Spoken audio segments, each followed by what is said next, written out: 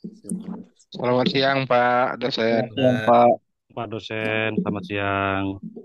Terima kasih. Ini sudah ada 33 mahasiswa yang sudah bergabung. Sambil menunggu yang lain, saya mulai saja langsung. Baik, sehat semuanya. Amin, sehat. Alhamdulillah. Alhamdulillah. Amin. Sehat. Ya, baik. Baiklah, hari ini pertemuannya secara tatap muka daring yang kedua, begitu. Hari ini kita akan mempelajari mengenai identitas digital. Nah, saya share screen dulu untuk materi dari identitas digital. Baik, apa sudah tampak di layar monitor? Dah, Pak dosen. Sudah, Pak dosen. Ya, baik. Jadi, identitas digital. Nah, kalau kita berbicara mengenai identitas digital ini, eh, secara pengertian itu merupakan representasi unik dari satu individu, organisasi, atau entitas lainnya di dunia digital. Ada juga yang menyebutkan sekumpulan atribut digital yang terkait dengan individu atau entitas yang memungkinkan pengenalan dan autentikasi di dunia maya. Nah, identitas digital ini bukan hanya tentang login dan password, tetapi juga mencakup skala data yang terhubung ke individu tersebut secara digital yang digunakan untuk berinteraksi di internet.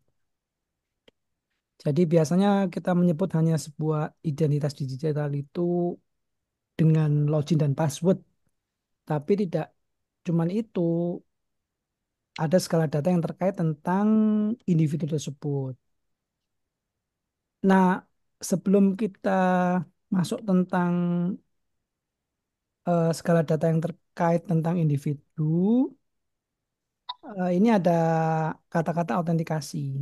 Nah, autentikasi di sini eh, dapat kita artikan sebagai semacam apa ya, klarifikasi bahwa memang dia adalah benar orang yang bersangkutan. Nah, autentikasi ini eh, bisa bermacam-macam. Nah, artinya autentikasi dari alat. Jadi misalkan kita kalau punya email begitu, kita login di komputer A, tetapi karena suatu hal komputer A ini itu lagi trouble bermasalah atau dipakai seseorang, kita harus login email kita pada komputer B begitu. Nah, sistem akan mengenali biasanya si Fulan ini kalau login ke email ini pakai komputer ini begitu ya, di komputer A. Tetapi kok sekarang berbeda di komputer B. Nah, ada semacam klarifikasi lagi untuk autentikasi hal ini untuk melakukan pengecekan apakah memang benar ini adalah email saudara. Nah, email saudara. Kalau memang benar, silakan untuk login. Nah, informasi untuk klarifikasi itu disampaikan pada perangkat lain. Dilewatkan, misalkan kita dilewatkan dengan HP kita. Jadi di HP nanti ada semacam informasi begitu, pesan dari Google. Kalau Gmail, kalau misalkan kita pakai email Gmail itu kan layanan Google, itu akan mengklarifikasi apakah ini memang saudara. Oh, kalau iya, maka tekan tombol yes. Nah, sehingga kita nanti langsung bisa masuk pada sistem tersebut, bisa masuk pada email tersebut, sehingga kita bisa menggunakan fasilitas daripada eh, email Gmail tadi. Nah, itu jadi ada semacam klarifikasi, autentifikasi bahwa yang bersangkutan memang benar.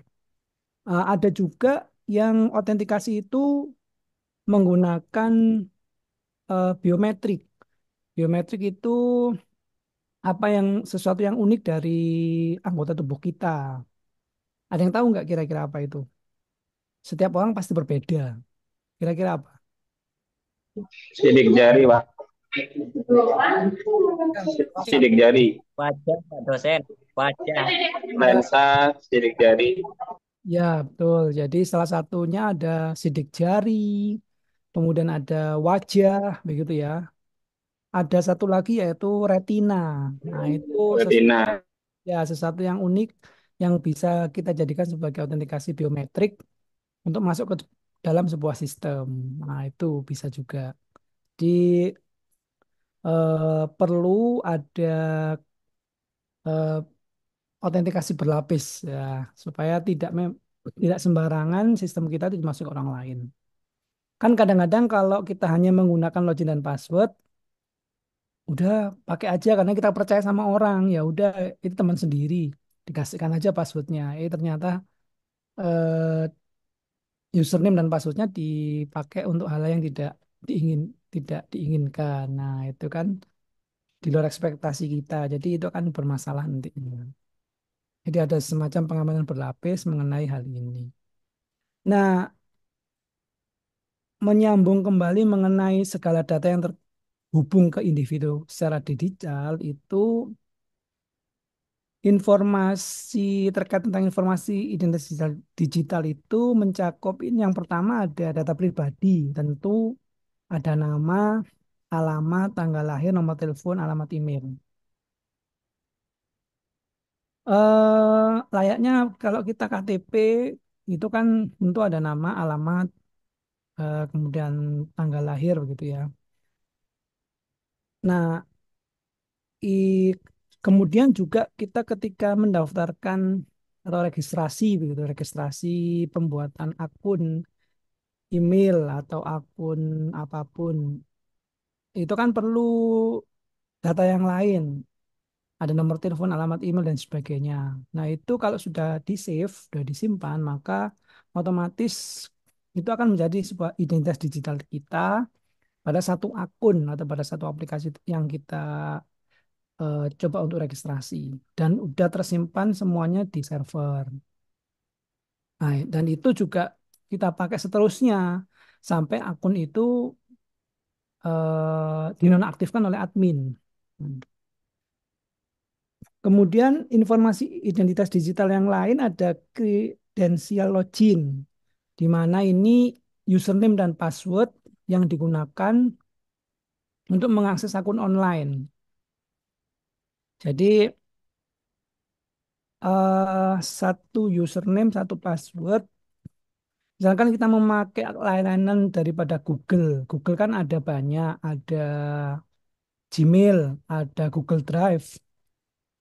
Nah, kalau kita menggunakan satu akun dengan password yang sesuai yang kita generate dengan yang sudah kita buat, maka kita tidak perlu berulang-ulang kali memasukkan username dan password ketika menggunakan aplikasi tersebut. Hal ini kita menyebutnya dengan istilah single sign-on. Nah, satu akun untuk semua aplikasi. Nah, ini cuman juga kita harus perlu hati-hati di dalam mengenerate sebuah password. Password yang baik tentu tidak 123456 biasanya gitu ya. Nah, itu kan mudah ditebak orang. Jadi ada semacam kombinasi password. Kombinasi password itu antara huruf dengan angka ditambah dengan misalkan karakter khusus, ada add dan lain sebagainya. Kemudian tentu panjangnya lebih dari 8 karakter. Nah, itu hal-hal seperti ini harus kita perhatikan ketika kita menjelaskan sebuah password. Ya, seperti itu. Jadi supaya eh, password kita tidak mudah untuk ditebak oleh orang lain. Begitu. Nah, kemudian informasi lain terkait tentang identitas digital ini ada atribut sosial, jejak digital di media sosial, seperti profil kita, interaksi dengan teman-teman kita, konten apa yang dibagikan, apa yang di-share, apa yang di-wall gitu kan, semuanya itu akan ada rekam jejaknya di media sosial. Dan itu sampai seterusnya ya, sampai kita tua gitu mesti ada. Asalkan tidak dihapus oleh admin dari penyedia layanan, itu masih akan terus tampil gitu. Kadang-kadang kalau kita di share sesuatu di Facebook 5 tahun sebelumnya akan muncul sekarang mengingatkan kita, oh 5 tahun yang lalu kita sedang berada di mana, di kota di mana gitu ya, misalkan di Sumatera, di Padang begitu. Nanti dengan foto yang seperti ini, nah itu akan diingatkan. Bisa juga seperti itu. Jadi rekam jejaknya itu apa yang sudah kita tulis di wall Facebook misalkan itu akan tertulis terus, ada terus dan biasanya akan diingatkan gitu.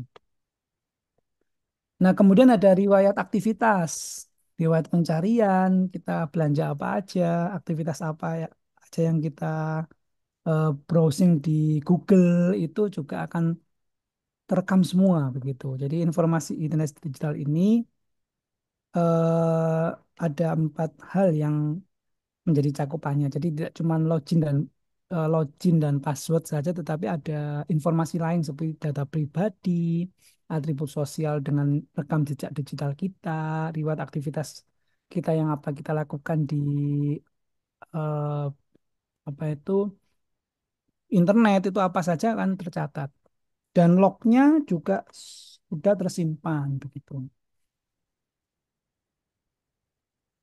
Mungkin ada yang mau ditanyakan, silakan kalau ada yang bertanya sambil saya meneruskan informasi slide-nya. Silakan. Eh, maaf Pak dosen menyelang. Ya, Berarti silakan. kalau ini saya pikir sekarang ini berarti seorang pembobol atau penyadap itu lebih pintar ya kayaknya. Sebegitu udah dijaga keamanannya berlapis tapi itu yang namanya penyadap itu suka bisa masuk aja. Berarti penyadap itu lebih pintar ya. Gitu. Seperti itu. Ya, baik Bapak Umri ya, Umri Firdaus. Baik Bapak Umri Firdaus. Jadi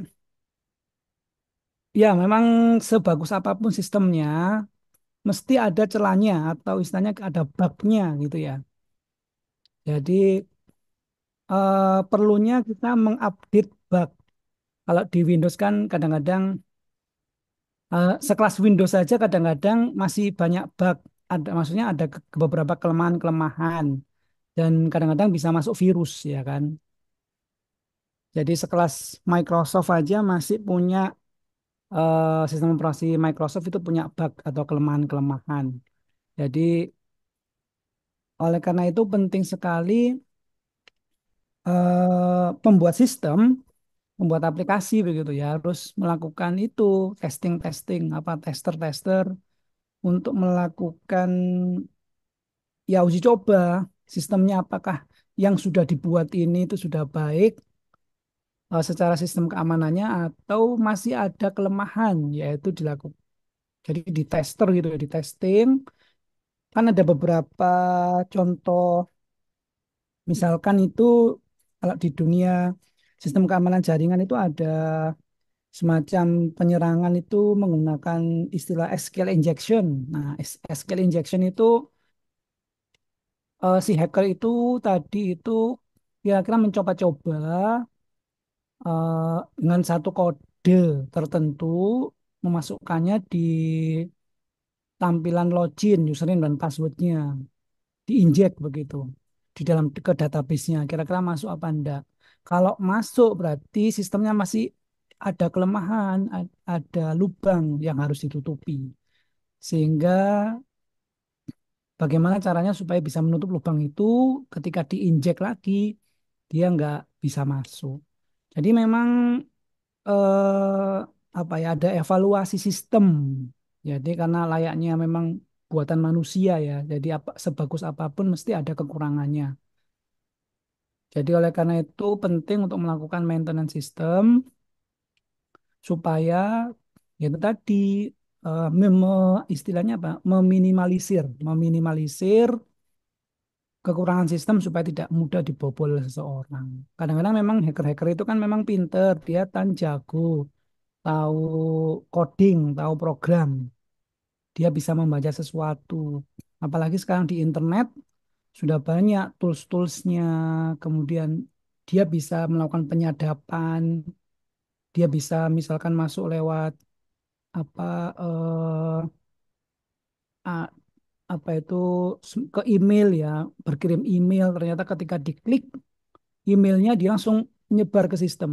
Nah, masuk lewat dulu ada istilah apa ya? Virus koda virus kuda Trojan. Nah, ada filmnya kan. Jadi istilahnya diberikan sesuatu hadiah ke dalam satu istana, ternyata malam hari di dalam kuda itu dibuka ada tentara-tentara yang menyusup. Ketika semua tertidur, penduduknya menyusup sehingga bisa melakukan obrak-abrik yang ada di dalam istana. Jadi ya itu ada filmnya juga kuda-kuda Trojan lah. Nyuntuh virus yang seperti itu jadi menyusup lewat email spam gitu, langsung menyebar. Jadi memang pentingnya untuk melakukan maintenance system, si pembuat program harus sering-sering melakukan tes injeksi, tes apa pengamanan dari sistemnya. Oleh karena itu penting sekali supaya tidak mudah disadap oleh hacker-hacker itu. Itu Pak Umri Firdaus begitu. Jadi memang sebagus apapun sistemnya eh, perlu untuk kita tetap melakukan maintenance sistem kita, melakukan semacam itu tadi evaluasi sistem, apakah sistem kita sudah baik, sudah tidak bisa dibobol orang atau bagaimana. Paling tidak diminimalisir lah eh, supaya tidak gampang bobol. Seperti itu. Baik, silakan ada pertanyaan yang lain. Terima kasih, Pak. Ya, baik. Ya, saya izin bertanya ini, Pak. Iya, silakan Pak Yasin. Pertanyaannya sih sama dengan Pak Umri. Cuma ini dalam skala pengguna. Di mana pengguna itu kan biasanya bisa menggunakan Gmail, menggunakan Facebook atau Iya. Twitter dan lain sebagainya.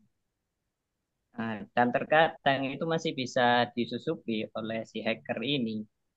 Karena kita ini selaku orang awam, bagaimana kiat-kiat agar menjaga eh, username dan password kita tidak bisa disusupi, sehingga identitas kita itu terjaga aman. Baik, Pak. Itu saja pertanyaannya. Ya, baik. eh ya, baik. Jadi memang dalam membuat username dan password, ya kiat-kiatnya yang pertama tentu kita bisa misalkan dalam membuat sebuah password yang baik, kalau kita coba mengambil dari beberapa referensi di internet itu yang pertama untuk membuat password dulu. Password yang baik itu panjangnya minimal 12 karakter. Nah, semakin panjang passwordnya akan semakin sulit untuk ditebak. Nah, paling tidak ada 12 karakter yang kita generate passwordnya begitu ya. Kemudian yang kedua, kombinasi yang kuat, artinya huruf besar, huruf kecil, kemudian ada angka, ada karakter, dilengkapi dengan karakter-karakter khusus, itu juga akan membuat password kita semakin bagus. Jadi huruf besar, huruf kecil, angka, karakter khusus, misalkan kemudian underscore, tanda seru dan sebagainya itu juga perlu kita kombinasikan dalam membuat sebuah password. Kemudian yang ketiga, jangan kita menggunakan kata atau frase umum. Hindari kata-kata yang mudah ditebak oleh orang lain, misalkan 1 2 3 4 5 6 begitu kan biasanya gitu ya. Jadi nggak mau ribet lah 1 2 3 4 5 6 aja. Nah kadang-kadang seperti itu. Kemudian ada tanggal lahir. Kemudian ada tulisan ditulis password gitu aja. Nah, itu juga kan yang sesuatu yang umum itu hindari. Kemudian yang keempat, jangan menggunakan informasi pribadi. Yaitu tadi tanggal lahir, nama. Jadi passwordnya itu nama kita. Kemudian nama hewan kesukaan atau peliharaan kita misalkan. Kemudian tanggal lahir kita. Itu jangan informasi pribadi sebaiknya dihindari. Yang kelima, kita bisa juga menggunakan frase atau kata-kata yang sulit untuk ditebak. Misalkan contohnya, yaitu tadi gajah hijau terbang. Nah, misalkan seperti itu kata-kata yang sulit untuk ditebak. Dikombinasikan dengan kata khusus, huruf besar, huruf kecil, dan sebagainya. Angka, dan sebagainya. Nah, ini jadi ini penting untuk di dalam kita membuat sebuah password. Malah Kemudian, kita yang lupa, Pak dosen. apanya? Malah kita yang sering lupa sama password sendiri. Ah, nah itu sebaiknya ya ditulis, disimpan di notepad gitu, kemudian kita simpan di laptop kita. Jadi kadang-kadang kan kalau kita lupa username-nya apa, passwordnya apa, kita tulis. Karena memang kemampuan kita kan memang terbatas. Untuk mengingat kan, kita sering lupa. Jadi kita tulis aja username dan passwordnya di notepad atau di Word, kemudian nanti disimpan di laptop. Nah, suatu saat kalau kita mau mengingat lagi dibuka aja, double klik. Oh iya, ini username dan password kita. Gitu. Jadi untuk menghindari lupa, kita tulis pakai notepad atau pakai Word. Itu sih. Kemudian untuk nama, nama itu kalau melihat referensi yang ada di internet itu yang pertama harus unik. Jadi kita memilih username yang mudah apa, yang mudah dikenali tapi sulit ditebak. Misalkan kita melakukan penggabungan, misalkan Andi underscore 1990, nah, atau Yudi underscore 2002. Nah, itu kombinasi seperti itu bisa dipakai untuk username.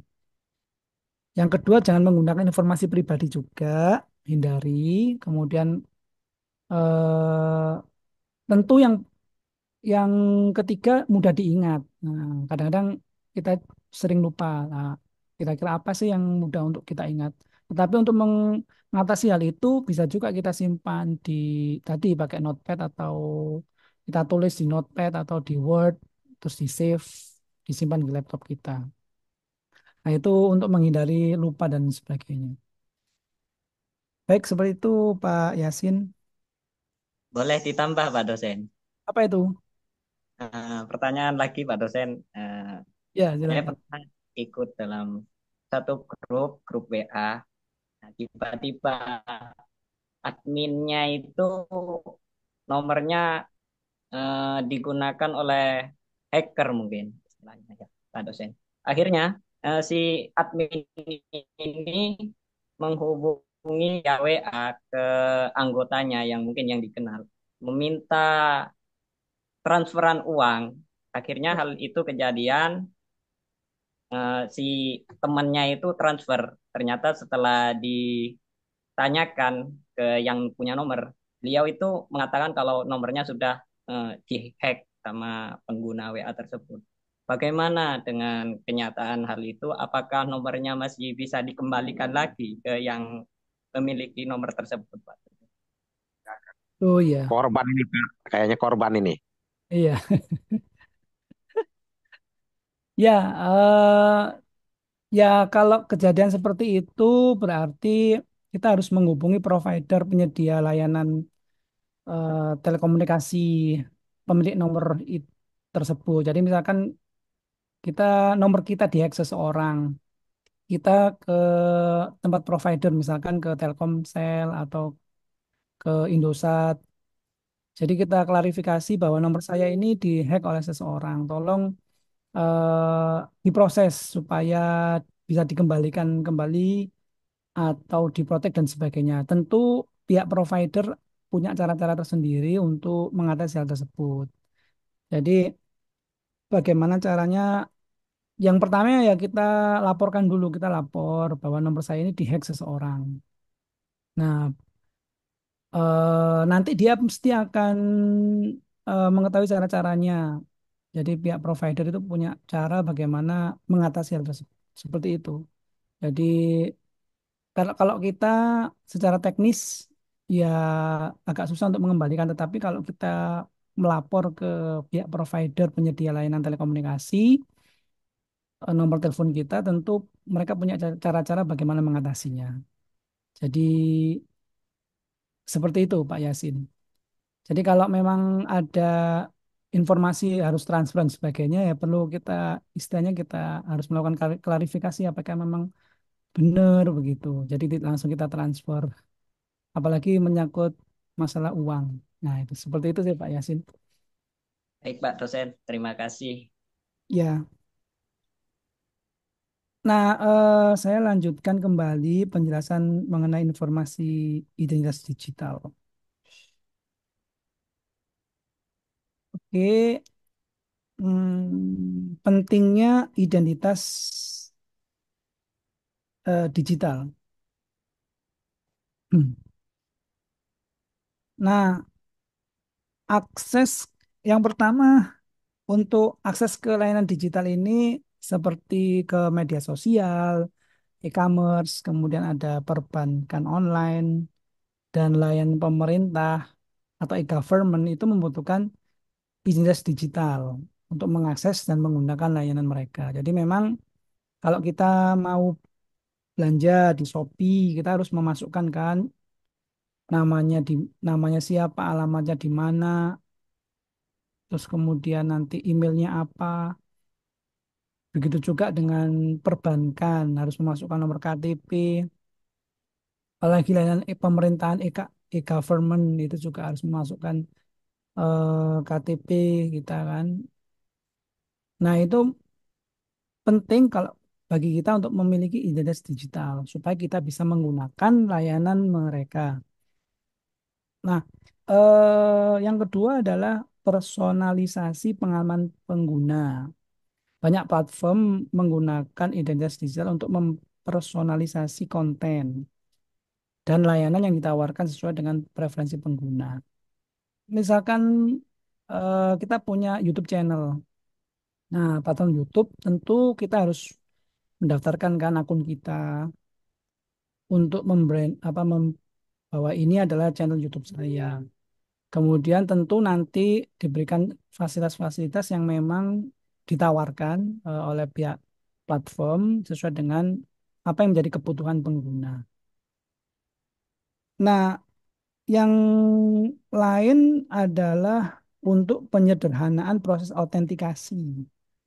Nah, penggunaan identitas digital ini memungkinkan autentikasi yang lebih mudah dan cepat. Nah, misalkan kita menggunakan akun Google atau Facebook untuk login ke berbagai situs web tanpa perlu membuat akun baru. Jadi misalkan tadi contohnya Google kan punya berbagai layanan. Ada email dengan Gmailnya, kemudian ada Google Drive misalkan.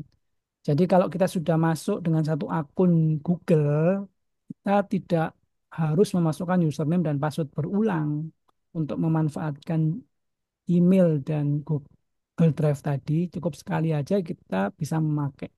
Jadi untuk melakukan penyederhanaan proses autentikasi. Kemudian yang pentingnya identitas digital berikutnya adalah untuk pengembangan personal branding. Di sini identitas digital di media sosial atau platform profesional seperti LinkedIn menjadi bagian penting dalam personal branding.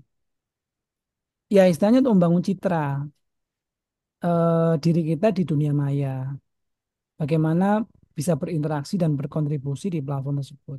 Misalkan sebagai seorang akademisi, biasanya kita sering nulis di jurnal, jurnal nasional maupun internasional. Jurnal nasional, baik itu Sinta 1 sampai Sinta 6, tentu tulisan kita setiap kita mengunggah ke internet, kita akan diberikan semacam ID, identitas diri.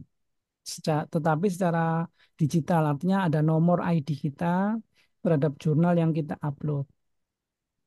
Nah, di situ akan terlihat eh, identitas digital kita, ID kita berapa, kemudian nanti akan terlihat apa aja tulisan-tulisan yang sudah kita tulis di internet. Nah, untuk membranding, personal branding. Baik juga untuk jurnal internasional. Nah, itu kalau jurnal internasional itu kita punya ID Scopus namanya. Nah, jadi eh, untuk membangun personal branding bahwa kita adalah seorang akademisi, misalkan seperti itu. Jadi ada semacam ID atau identitas diri yang diberikan yang melekat kepada kita di dalam melakukan penulisan jurnal ilmiah misalkan seperti itu. Nah, eh, kalau kita searching di Google Scholar gitu ya, nama kita akan terlihat siapa, kemudian menulis apa saja, terus kemudian kita bisa juga browsing di Google gitu nama kita. Oh, ini seorang ini begitu. Nah, nanti akan terekam semua jejak digital kita, rekam jejak digital kita itu akan ada di sana. Jadi ini untuk membangun personal branding. Apa ya, untuk ya kalau barang dagangan itu kita ya ini barang dagangan kita gitu. Nah, contohnya seperti itu. Nah, jadi penting sekali kalau kita mempunyai semacam identitas digital. Belum lagi ada lain lagi misalkan ada Orchid ID, kemudian ada ResearchGate. Nah, itu kalau kita biasanya sering-sering nulis gitu dan kita publikasi artikel jurnal-jurnal kita di internet. Nah, ini ada semacam kaitan atau hubungan antara identitas digital dengan autentikasi tadi. Nah, kalau secara pengertian kan identitas digital itu adalah presentasi dari seseorang atau entitas di dunia maya. Tadi kita punya ID, kalau kita sebagai seorang penulis ada ID Sinta, kita nulis di jurnal nasional, ID Scopus, kita menulis jurnal internasional. Dan identitas ini mencakup informasi yang digunakan untuk mengidentifikasi pengguna dalam sebuah sistem online. Namanya siapa, alamatnya apa, alamat email, nomor telepon, profilnya bagaimana, riwayat aktivitas bagaimana. Nah, itu identitas digital. Dan memungkinkan untuk kita berinteraksi dengan dunia maya, memanfaatkan kayak media sosial, e-commerce, aplikasi mobile phone, dan platform digital lainnya, YouTube dan sebagainya. Nah, kalau autentikasi sendiri itu adalah proses verifikasi yang digunakan untuk memastikan bahwa seseorang yang mengklaim memiliki identitas tersebut memang benar-benar orang tersebut. Di verif. Tadi contohnya adalah pemanfaatan kita login, memanfaatkan Gmail di komputer yang lain atau di hardware yang lain. Nah, ada semacam autentikasi 2 kali sebelum kita masuk ke sistem, yaitu diklarifikasi apakah ini memang saudara lewat HP kita. Jadi autentikasi itu biasa melibatkan verifikasi identitas digital pengguna sebelum memberikan akses ke sumber daya atau layanan online. Jadi di verif, oh ya memang benar ini adalah saudara. Nah, diklik yes, baru nanti bisa kita masuk ke layanan Gmail tadi pada laptop B. Nah, seperti itu. Di proses autentikasi ini penting untuk memastikan seseorang bahwa itu adalah benar-benar orang tersebut. Nah, jadi hubungan antara identitas digital dengan autentikasi itu adalah identitas digital itu perlu diverif melalui autentikasi agar dapat dipastikan bahwa pengguna tersebut benar-benar pemilik identitas yang sah. Pernah mengalami nggak seperti hal tersebut? Kira-kira ada semacam autentikasi. Pernah, Pak dosen. Nah, Ada, itu Pak. ya pernah kan. Nah, salah satunya contohnya seperti itu. Oke. Terus jenis-jenis daripada identitas digital. Identitas yang pertama ada identitas otentik. Nah, merupakan identitas yang resmi, yang terverif, yang digunakan untuk yang sesuatu yang besar formal. Contohnya KTP digital, paspor digital, identitas yang dikeluarkan pemerintah dalam bentuk elektronik. Kemudian ada identitas sosial yang digunakan di media sosial atau forum online. Nah, tapi kadang-kadang identitas sosial ini namanya tidak sesuai dengan nama aslinya, bisa kan? Misalkan di Instagram atau Twitter. Kadang-kadang namanya Mister apa begitu ya, Mister Asik gitu atau di bagaimana. Jadi namanya bukan nama aslinya gitu. Kemudian ada ya itu ya, ada dua ya, ada identitas otentik dan identitas sosial.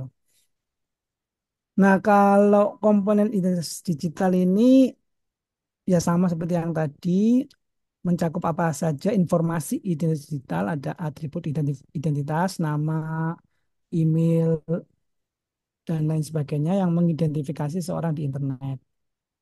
Kredensial, ada username dan password. Kadang-kadang PIN, memasukkan PIN. Nah, kalau kita misalkan ke e-commerce ya, Tokopedia gitu, daftar, ada PIN yang masuk lewat SMS. Nah, PIN-nya itu jangan disebarluaskan, itu PIN khusus eh, untuk kita masukkan supaya kita bisa memakai Tokopedia.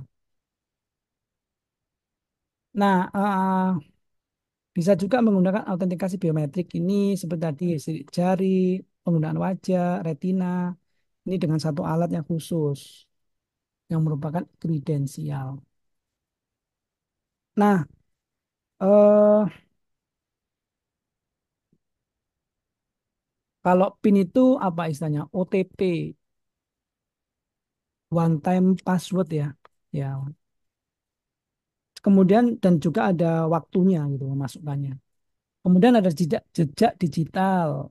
Nah, ini sesuatu yang kita lakukan di internet saat kita melakukan pencarian, mengunggah, melakukan komentar, dan riwayat belanja. Nah, kadang-kadang komentar-komentar kita bisa ditelusur terus, tersimpan terus begitu ya. Lognya juga ada. Kemudian aktivitas kredensial sosial di media sosial ini juga salah satu komponen identitas digital. Jadi memang kita harus berhati-hati kalau sudah menuliskan sesuatu di internet, memberikan saran dan masukan. Kadang-kadang ini juga harus kita perhatikan. Nah, silakan kalau ada pertanyaan sebelum saya lanjutkan. Izin bertanya, Pak. Ya, silakan Pak Ya, Suyatna. ya. Mengenai tadi, Pak, untuk yang barusan dibahas itu, kayak seperti riwayat di marketplace itu kan, kadang-kadang apa yang kita butuhkan selalu ada muncul duluan itu Oh iya, bisa terdeteksinya dari mana, Pak? oh iya ya. Apakah dari riwayat sebelumnya? Terkadang kan itu kan belum tentu apa yang kita inginkan selalu muncul. Kayak Ya, seperti di Tokopedia, Bukalapak, dan lain-lain itu, pasti itu kebutuhan yang kita butuhkan itu pasti ada di beranda gitu di bagian terdepan kadang seperti itu. Itu iya, bagaimana proses pendeteksiannya Pak sehingga bisa tahu kalau kita sedang butuh itu selalu muncul gitu. Terima kasih Pak dosen. ya, ya, baik-baik. Ya, terima kasih. Kadang-kadang memang seperti itu. Jadi,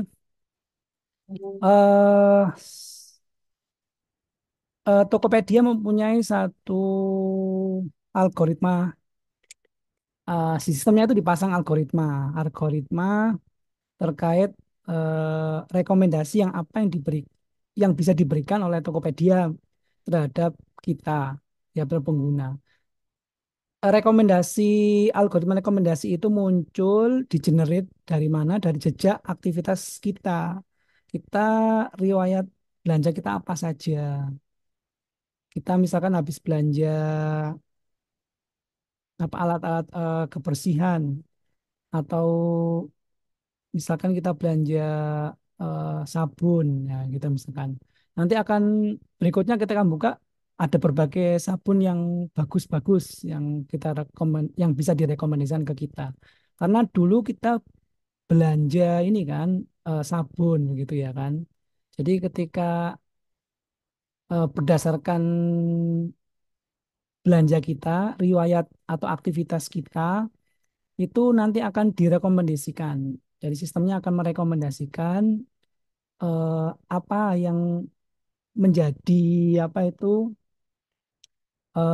diperlukan oleh user begitu. Dan itu yaitu tadi berdasarkan riwayat pembelian kita apa saja sistem ini akan melihat membaca. Oh, kebutuhannya user itu ini. Nah, ketika buka lagi, saya coba untuk merekomendasikan kebutuhan yang ini yang lebih baik. Nah, seperti itu. Sehingga kita, loh kok sudah, kok muncul ya gitu ya. Nah, kadang-kadang kita juga bertanya-tanya gitu kan. Jadi algoritma rekomendasi itu muncul berdasarkan kebiasaan kita berbelanja di Tokopedia. Nah, jadi akan riwayatnya akan tercatat di sistem, kemudian nanti sistemnya akan melakukan eh, rekomendasi, nah, melakukan proses rekomendasi kira-kira apa yang menjadi kebutuhan user yang bisa direkomendasikan oleh sistem kepada pengguna. Sehingga nanti, oh ini loh yang dibutuhkan oleh user berdasarkan proses belanjanya dulu, transaksinya dulu. Kemudian eh, produk-produk yang menjadi tren atau yang populer yang sekarang lagi ini itu juga akan dimunculkan sebagai sebuah rekomendasi kepada user. Jadi dia kan punya satu database yang gede, yang besar. Usernya tidak cuma kita, tetapi ada banyak user yang bergabung. Pembelinya tidak cuma kita, tapi ada banyak pembeli. Nah, biasanya kebiasaan pembeli itu mau membeli apa saja. Kemudian, oh ternyata trennya menganalisa, oh produk A banyak pembelinya.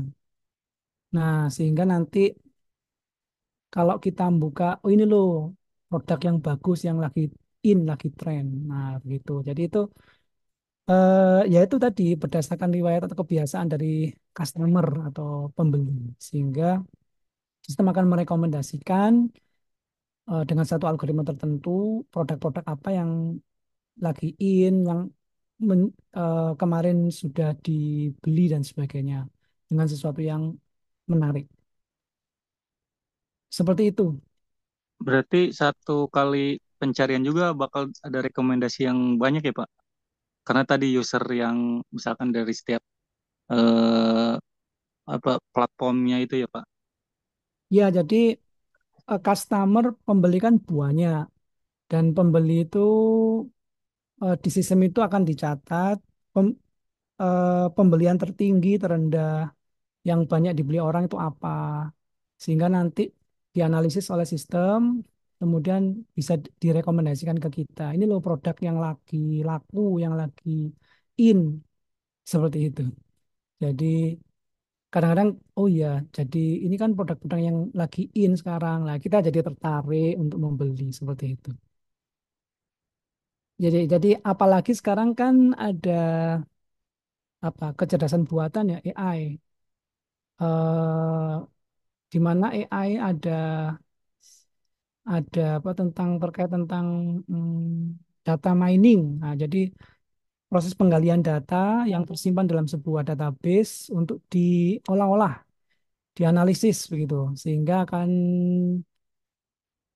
setelah dianalisis nanti akan bisa dimunculkan sebagai satu rekomendasi kepada satu customer. Kira-kira produk apa yang terlaris. Nah, salah satunya seperti itu. Izin bertanya, Pak. Ya, silakan, Pak. Ah, Ayub, salam.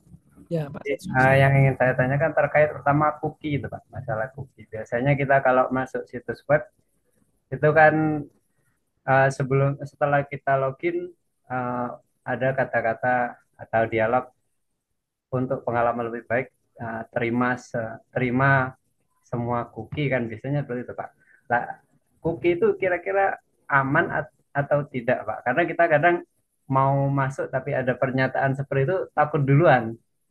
Itu Hmm. yang pertama, Pak, terkait itu. Yang kedua, terkait dengan aplikasi kayak mobile banking atau e-wallet, kan itu selalu di awal atau di halaman depan selalu ada di bawah pengawasan OJK, mobil apa, Kominfo, BI, LPS dan sebagainya.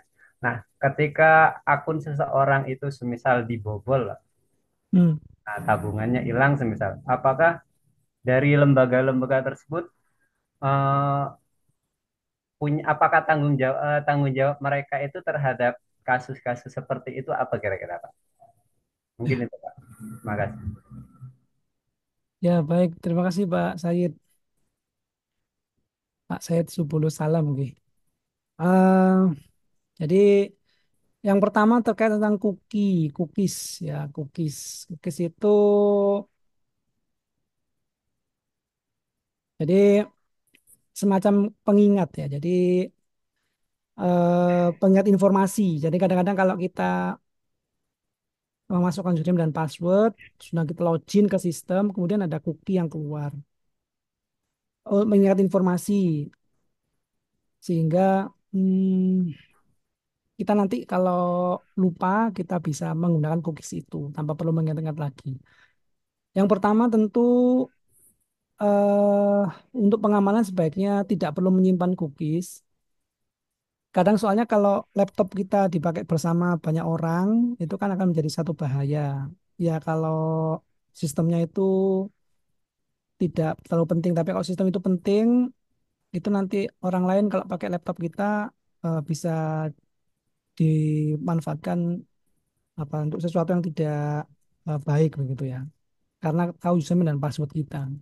Jadi sebaiknya itu kalau sudah ada hal penyimpanan seperti itu sebaiknya dihindari saja jangan di jangan di save tapi di never aja begitu. Jadi eh itu mengenai cookies. Jadi sebenarnya cookies fungsi cookies itu juga ya fungsinya untuk menyimpan. Contohnya misalkan untuk menyimpan status login tadi dengan username dan password. Jadi informasi login tadi kita tidak perlu memasukkan lagi informasi username dan password kan sudah tersimpan. Tetapi ada jeleknya kalau laptop kita dipakai oleh orang lain, itu bahaya kan bahaya sekali.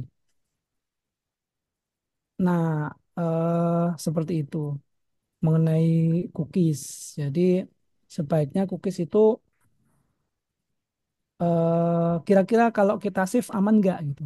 Kalau kira-kira masih kita ragu ya sudah nggak usah disimpan, di never aja biasanya. Nah, dan cookies itu kita bisa mengelolanya, bisa kita hapus, kita atur, jangan sampai cookies itu muncul dan sebagainya. Kemudian mengenai terkait tentang keuangan. Jadi kadang kalau sudah apa ya kalau si, terkait tentang keuangan kita itu ada OJK kan di OJK. OJK ini kan ada semacam otoritas jasa keuangan, sebuah lembaga yang bertugas untuk mengatur dan mengawasi sektor jasa keuangan di Indonesia, baik itu perbankan, pasar modal, dan industri.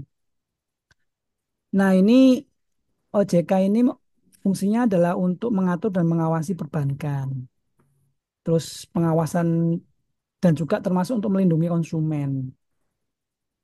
Nah, tetapi kalau mengganti rekening, ya enggak tahu kalau mengganti rekening yang hilang itu ya kurang paham kalau mengganti rekeningnya.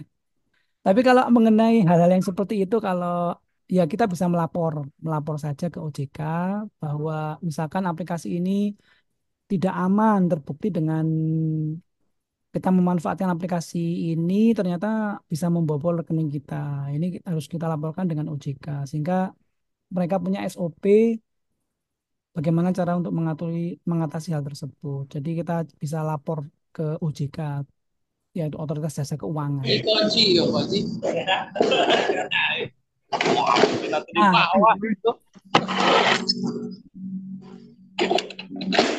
Nah, baik.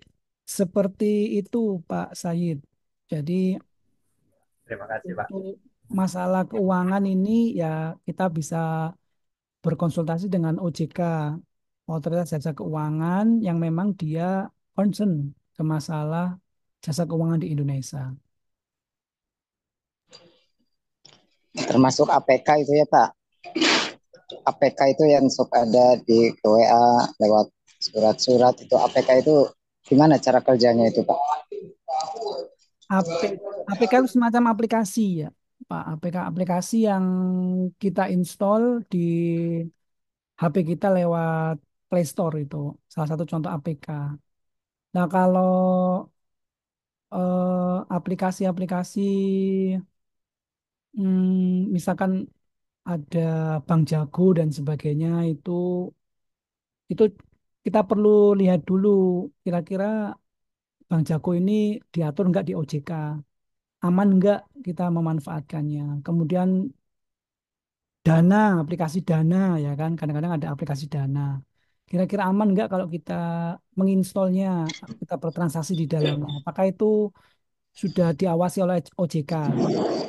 Supaya rasa aman itu muncul, rasa aman itu muncul di kita, jadi supaya tidak was-was atau ragu.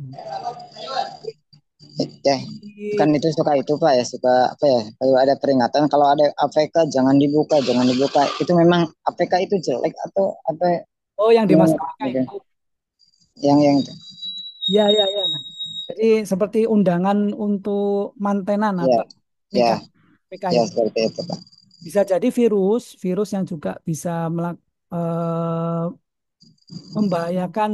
Kadang-kadang kan bisa juga kita juga was-was takut ya kalau kita pakai mobile banking, kemudian bisa bobol dan menguras rekening kita. Ya memang sebaiknya dihindari, tidak usah diklik. Jadi ada orang yang bisa membuat aplikasi seperti itu untuk membobol rekening kita. Nah itu memang harus dihindari, jangan sampai diklik begitu APK. Ya kalau terlanjur gimana Pak? Kalau terlanjur gitu ya, ya segera segera saja mengamankan eh, keuangan kita gitu. Kira-kira kita lihat dulu. Nah, gitu. Kita bisa berkonsultasi Pak dengan bank yang kita pasang aplikasinya di mobile banking kita. Iya, iya. Langsung saja kita berusaha berkonsultasi begitu. Apa tindak lanjut berikutnya? Seperti itu. Ya, terima kasih Pak. Laporkan, ya. Baik. Saya lanjutkan kembali. Identitas resiko dan tantangan identitas digital. Nah, tentu ya rentan pencurian identitas. Nah, ini identitas digital ini dapat dicuri atau disalahgunakan oleh pihak yang tidak bertanggung jawab untuk melakukan tindakan penipuan seperti melakukan transaksi ilegal atau mendapatkan akses ke data yang sensitif.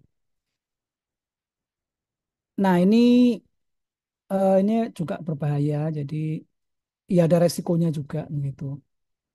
Kemudian kebocoran data. Jika data pribadi atau kredensial kita itu bocor, maka orang lain dapat menyalahgunakannya. Nah, contoh kebocorannya misalkan di platform e-commerce yang menyebabkan informasi kategori atau alamat pengguna itu tersebar. Ini juga membahayakan. Kemudian resiko yang lain ada reputasi digital. Nah, aktivitas digital kita dapat mempengaruhi reputasi kita secara permanen.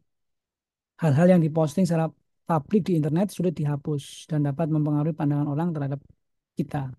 Bahkan bertahun-tahun setelah postingan tersebut dibuat. Kadang-kadang kita misalkan sering ada netizen itu misalkan sering posting-posting kata-kata yang kurang baik dan sebagainya itu akan terus diingat orang. Itu mempengaruhi reputasi atau cara pandang seseorang terhadap si netizen yang berkomentar itu. Oh, komentarnya selalu negatif orang ini gitu kan. Jadi reputasinya adalah oh orang ini orang negatif penuh dengan negativisme. Nah, itu juga akan mempengaruhi reputasi. Misalkan kalau kita posting-posting yang baik-baik, yang selalu membangun, nah itu reputasi kita itu, oh berarti orang itu baik dan sebagainya. Nah kemudian ketergantungan pada pihak ketiga. Jadi memang selalu kalau kita memanfaatkan layanan Google, kita kan data kita kan masuk semua, tersimpan di database-nya di servernya. Nah, sehingga kadang-kadang bisa juga dilihat-lihat datanya begitu. Ya mau nggak mau karena memang kita memanfaatkan fasilitas itu, Facebook, Twitter, atau Instagram dan sebagainya. Jadi kita memang tergantung pada sangat sekali pada pihak ketiga terkait identitas digital kita. Ya sebaiknya memang ya kita pakai untuk kegiatan yang positif saja gitu. Nah ini adalah resiko-resiko dan tantangan identitas digital. Nah, mengenai keamanan identitas digital tadi, seperti tadi yang sudah kita bahas, kata sandi atau password yang kuat tadi sebaiknya itu minimal 12 karakter. Panjang, panjangnya begitu ya, minimal. Pakai Kompleks, simbol ya Pak. ya pakai simbol, pakai karakter khusus, kemudian angka, huruf besar, huruf kecil, dan sebagainya. Sehingga kadang supaya tidak mudah ditebak orang lain. Kalau kita lupa ya disimpan aja di notepad, ditulis, di Word ditulis, kemudian disimpan di laptop kita. Sehingga nanti kalau kita lupa, kita buka lagi aja catatan kita itu di notepad mengenai password.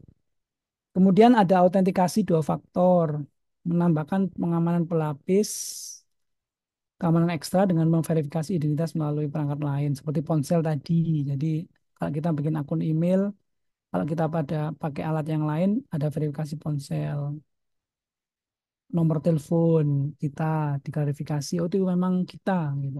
Nah, setiap kali login, jadi kalau nggak biasanya sistem akan mendeteksi seperti itu. Nah, ada enkripsi.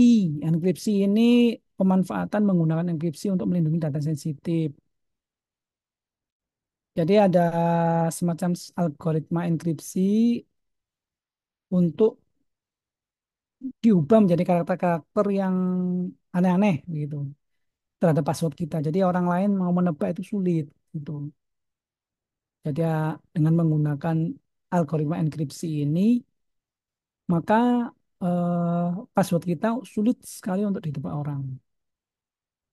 Akan lama sih untuk membuka atau melihat password kita kalau sudah dienkrip seperti itu. Kemudian ada pengawasan aktivitas. Di sini memonitor aktivitas secara rutin untuk mendeteksi jika ada aktivitas mencurigakan. Nah, kalau ini sebagai seorang admin, jadi ada pengawasan terhadap aktivitas seseorang. Nah, ini jadi bagaimana pengawasan aktivitas itu untuk menghindari pencurian identitas. Jadi kalau kita kan punya apa Badan Cyber BSSN ya, Badan Cyber Nasional itu. Jadi eh, BSSN Badan Cyber dan Sandi Negara. Nah, mereka punya satu lembaga pemerintah yang bertanggung jawab untuk melaksanakan tugas di bidang keamanan cyber dan persandian. Sebaiknya memang lembaga ini yang bertugas dan berfungsi untuk melakukan pengamanan cyber, terutama untuk aset-aset digital yang dimiliki oleh negara. Nah, ini memang tugasnya BSSN atau Badan Cyber dan Sandi Negara. Nah, jadi tentu pengelola atau orang-orang yang berada di Badan Cyber dan Sandi Negara punya satu SOP tersendiri untuk bagaimana bisa melakukan pengamanan terhadap data-data atau aset-aset digital yang dimiliki oleh eh, negara ini. Jadi memang eh, perlu sekali untuk ya kita care ya istilahnya kita harus care tentang terkait tentang identitas digital kita. Tidak sembarangan kita men-share dan menggunakan untuk apalagi dipakai untuk orang yang tidak bertanggung jawab. Seperti itu. Silakan kalau ada pertanyaan, kita berdiskusi. Nah, nah ini masa depan identitas digital.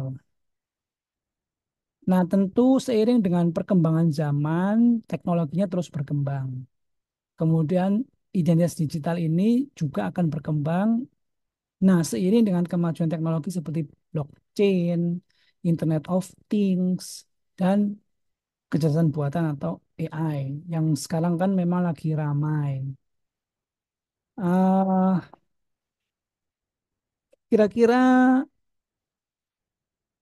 ada yang anu nggak mungkin memberikan contoh pemanfaatan terkait tentang blockchain, AI, kemudian Internet of Things untuk identitas digital ini. Kira-kira apa? Hmm. Ada yang bisa memberikan contoh? Silakan.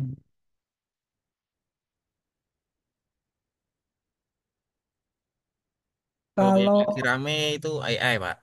AI ya, Ya, itu sekarang lagi marah itu.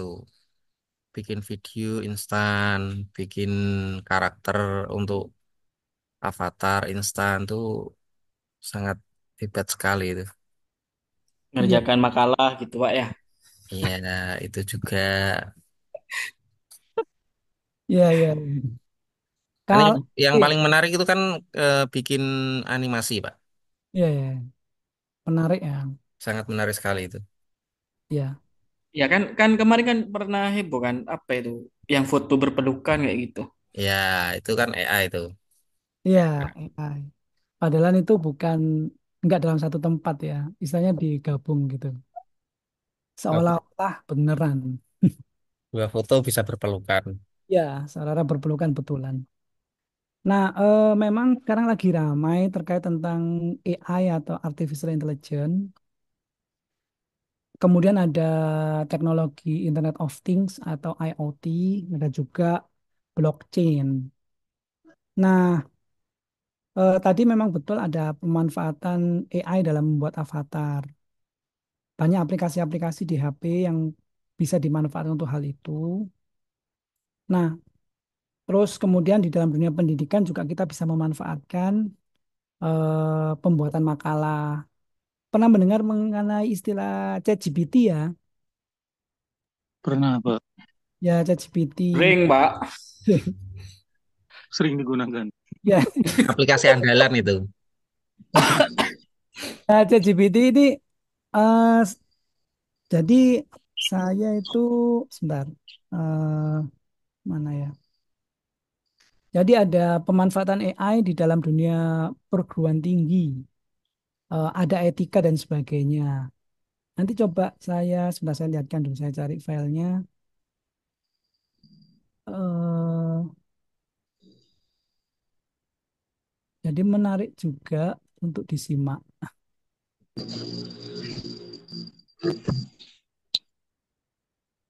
AI.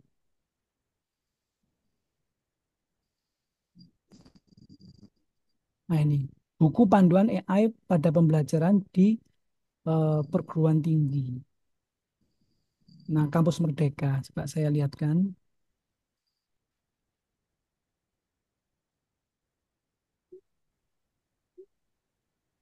Nah, ini apa sudah terlihat di layar monitor ya? Ya, Nah, Pak. panduan penggunaan eh, Gen AI ya, Gen AI pada pembelajaran di perguruan tinggi. Jadi di sini diatur oleh kementerian di bawah Direktorat Pembelajaran dan Kemahasiswaan Dirjen Dikti, Dirjen Pendidikan Tinggi Riset dan Teknologi Kementerian Pendidikan. Di sini panduan ini 2024 baru. Nah, di sini ada hmm, menarik ya. Jadi misalkan di sini ada apa itu pengantar teknologi Gen AI, kemudian nanti literasi AI, kemudian pemanfaatan penggunaan AI oleh mahasiswa dan oleh dosen. Termasuk di dalamnya ada etika lah, etika penggunaan Gen AI. Nah, jadi di sini ya tentu sangat membangun ya. Salah satu pemanfaatan chat GPT begitu. Nah, di sini misalkan misalkan yang menarik tadi ada avatar dan sebagainya. Ini tuh, nah ini kan bagus juga ya gambar-gambarnya. Nah, misalkan ini untuk menekan reka, kalau kita menginputkan sesuatu, ini gambar kucing. Kira-kira nanti untuk mengenalnya ini memang apakah kucing. Nah, terus kemudian nanti kucing warna hitam. Nah, kalau kita ngetik di AI, gambarkan kucing belang warna hitam, keluarnya ada bisa berupa image gambar kucing belang. Nah, ini juga sangat menarik itu ya. Nah, kemudian, nah di samping itu ya banyak sih pemanfaatan ChatGPT dalam melakukan pembuatan konten dan sebagainya, kemudian melakukan parafrase. Nah, perlu diingat bahwa misalkan kalau kita membuat sebuah jurnal, oh ya baik, kalau kita membuat sebuah jurnal, kita harus menghindari plagiarisme. Jangan kita langsung nulis di copy paste, tetapi perlu kita tulis sumbernya dari mana. Nah, itu untuk menghindari plagiarisme. Kemudian kata-katanya juga jangan sama. Harus kita lakukan menggunakan parafrase. Nah, dengan menggunakan ChatGPT juga kita bisa lakukan parafrase itu. Jadi diubah supaya tidak persis sama seperti tulisan aslinya begitu. Nah, tetapi secara etika harus ditulis ini sumbernya dari mana, dituliskan. Nah, boleh-boleh saja menggunakan ChatGPT, tetapi ada etikanya gitu ya. Nah, ini seperti ini gambar kucing. Kucing ini itu posisinya duduk. Nah, kemudian diubah kontennya menjadi posisinya berdiri ya, kemudian diubah menjadi posisinya duduk. Nah, kayak gini bisa dilakukan dengan menggunakan AI. Jadi untuk melakukan pengubahan konten namanya.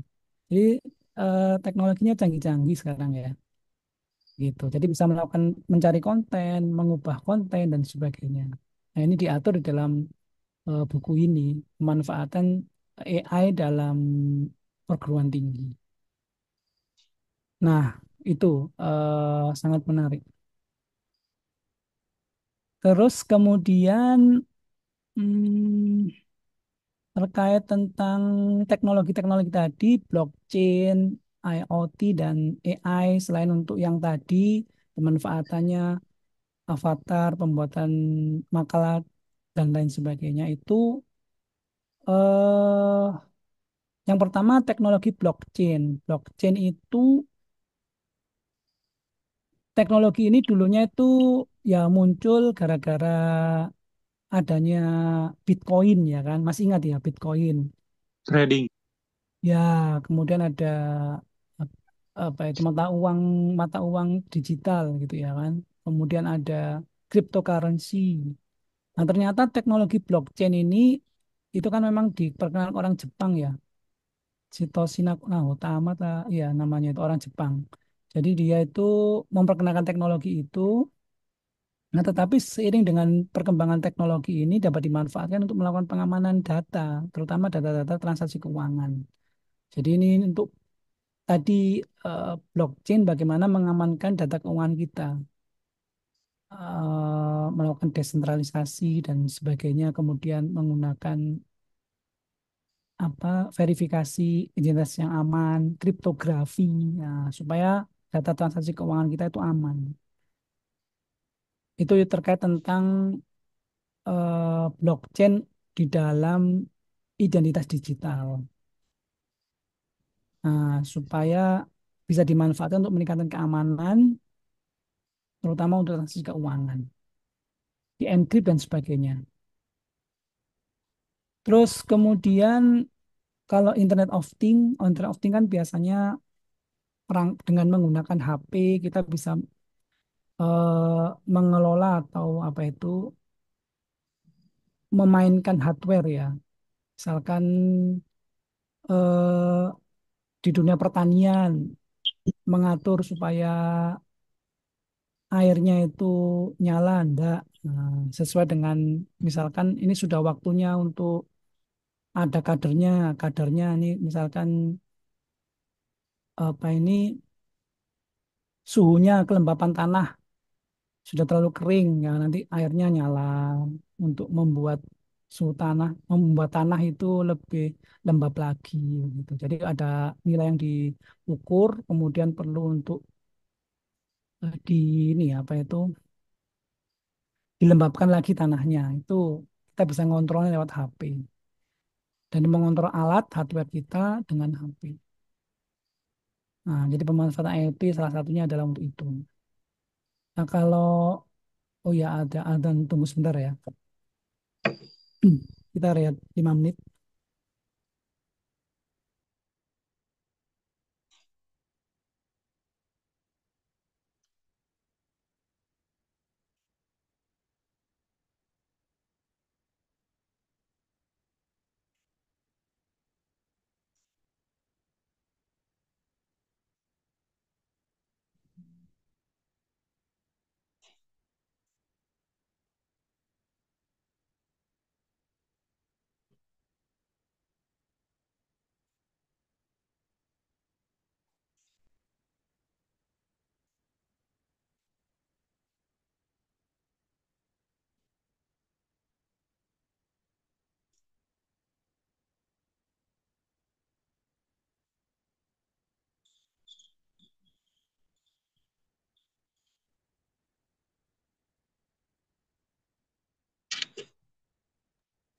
Lanjut Pak Yasin.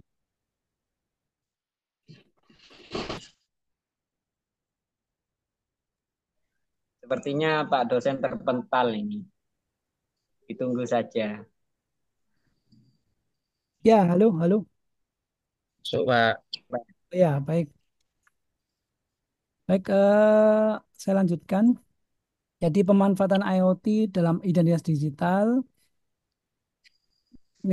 banyak ya, misalkan untuk pengelolaan identitas di banyak perangkat. Jadi dengan IoT memungkinkan pengguna untuk mengelola identitas digital di berbagai perangkat tanpa perlu kita melakukan login berulang kali.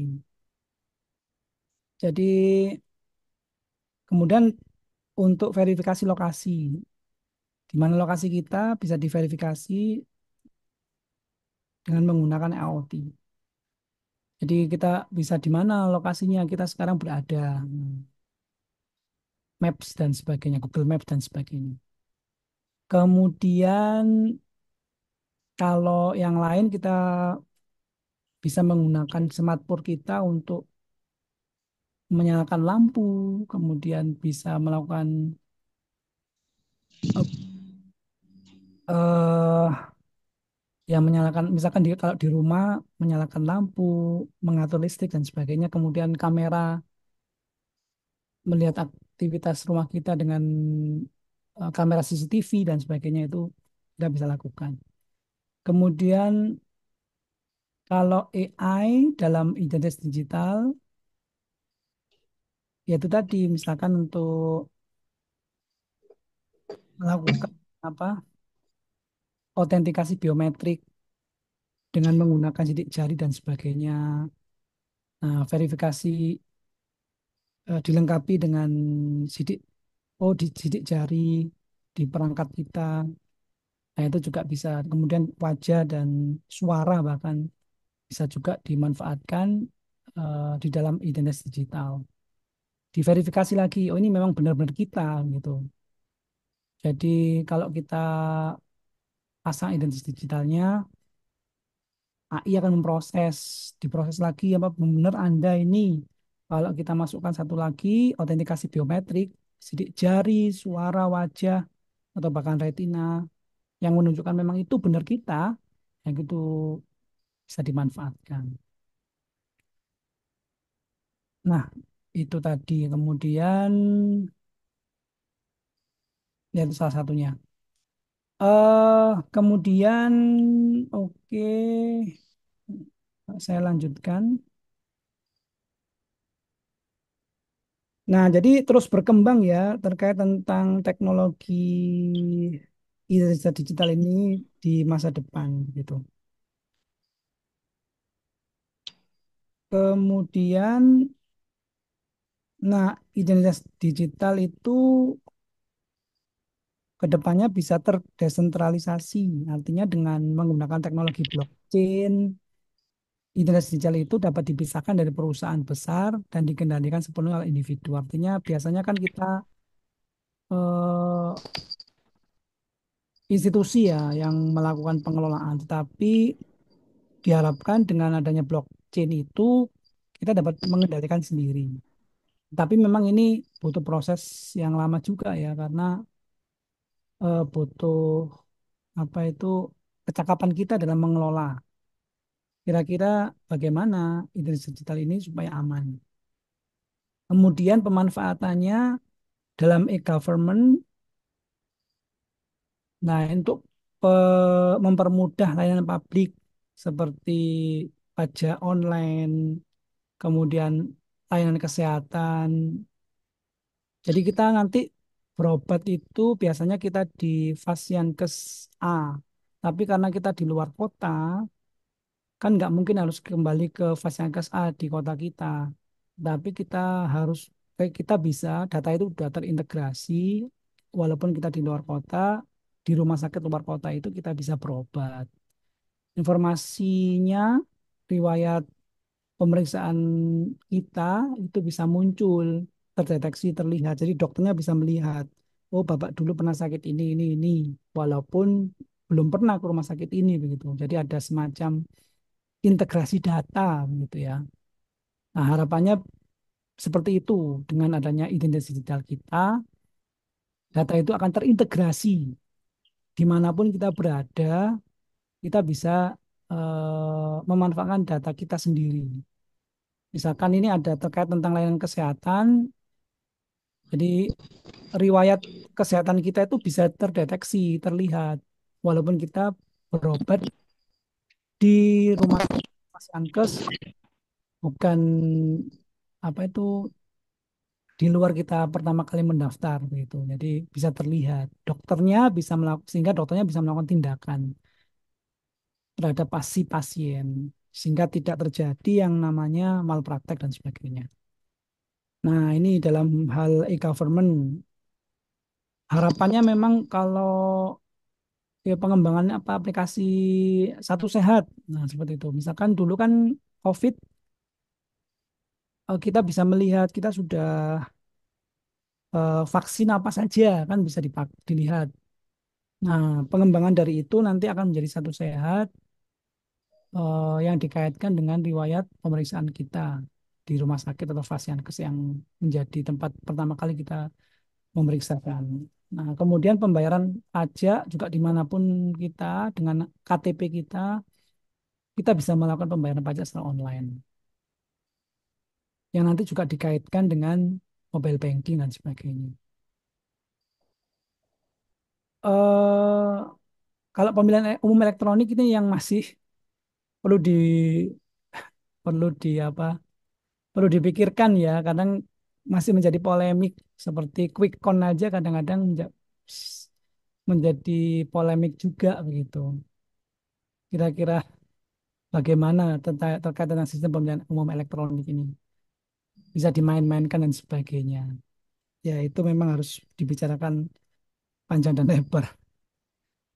Kemudian untuk interoperabilitas identitas, di sini masa depan identitas digital ini mencakup integrasi-integrasi yang baik di berbagai platform. Jadi sehingga identitas seseorang itu dapat digunakan di mana saja, tentu dengan keamanan yang terjamin, tanpa perlu membuat akun di setiap platformnya.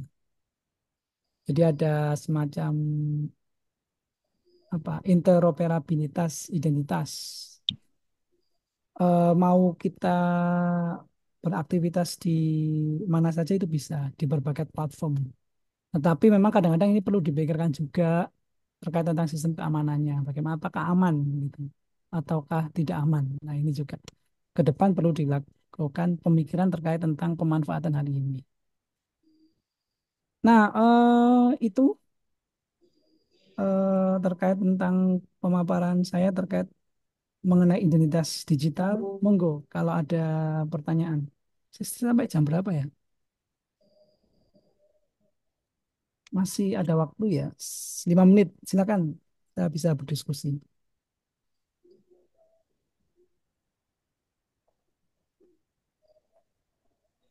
Monggo kalau ada yang mau Untuk durasinya kita ikuti kebijakan dosen. Oh ya, baik. Baik, sebenarnya ada soal yang saya sudah share di Damel, cuman memang saya setting tanggal 20 saja bisa dikerjakan. Jadi tanggal 20 sampai tanggal 26 bisa dikerjakan soal pilihan ganda terkait tentang identitas digital ini. Jadi minggu ini kita santai aja dulu, baru nanti setelah tanggal 20 bisa dikerjakan untuk soal pilihan ganda terkait tentang identitas digital ini. Nah, saya screenshot dulu ya untuk kegiatan atau aktivitas pembelajaran kita hari ini. Baik, mungkin bisa di open cam sebentar untuk semuanya. Ada 2 halaman. Ya, baik. Sebentar saya screenshot dulu.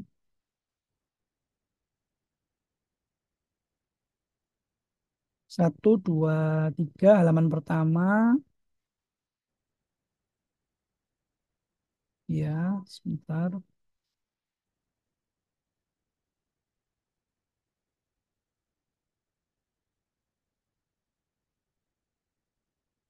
Kemudian halaman kedua.